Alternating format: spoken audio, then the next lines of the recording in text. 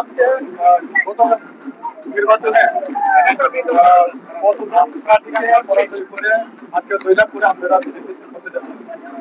আমরা আপনারা প্রথমে ধন্যবাদ আমাদের মিডিয়া বন্ধুদেরকে। আমরা যদি দেখি অফিসিয়ালি যদি বলতে চাই, আমরা আমাদের এই নির্বাচন ক্ষেত্রে টোটাল পাঁচটা দল থেকে আমরা প্রতিদ্বন্দ্বিতা করেছিলাম। আমরা তীব্রামথা 4টা দলকে হারিয়ে আমরা তীব্রামথা এই ইলেকশনে জয়ী হয়েছি। কিন্তু আসল যে কথাটা, আমরা আনডেভেলপমেন্টকে হারিয়ে জয়ী হয়েছি। আমরা শান্তি সম্প্রীতিকে জিতিয়েছি এবং আপামর জনসাধারণ, এই যে 6 নং মনুচলেঙ্কার আপামর জনসাধারণ ভূভাগরার ভালোবাসার মেসেজকে, ভূভাগরার ভালোবাসাকে ওনারা আপন করে নিয়েছেন এবং ভূভাগরার উপরে ভরসা রেখে আজকে তীব্রামথাকে জিতিয়েছেন। আজকে র্যালির মাধ্যমে জনগণের তারা ভোটে পাস করাচ্ছে আপনাকে তাদের ভালোবাসা দেখতে পাচ্ছেন।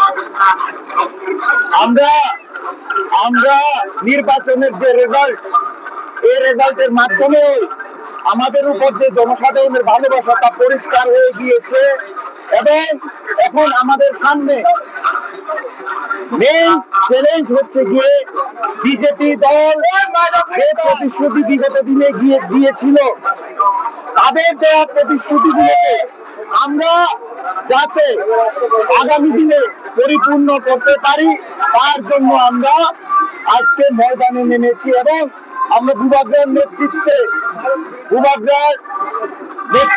ভূভাগরার যে চিন্তাধারা ওটাকে সঙ্গে নিয়ে আমরা আপামর জনসাধারণের উন্নতির জন্য আমরা আগামী দিনে কাজ করে যাব। আপনি এখন এরিয়ার ক্যান্ডিডেট হিসাবে জয়লাভ করে আগামী দিনে জনগণের কি প্রথম কাজ শুরু করবেন?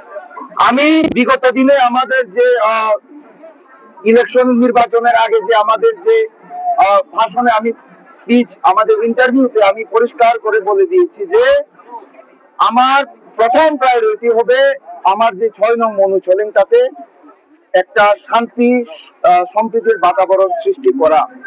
তারপর যে প্রায়োরিটিটা সেকেন্ড টাইমে যেটা আসবে সেটা হচ্ছে গিয়ে আমাদের যে এরিয়াগুলো রয়েছে এখানে ডেভেলপমেন্টের কাজ করা।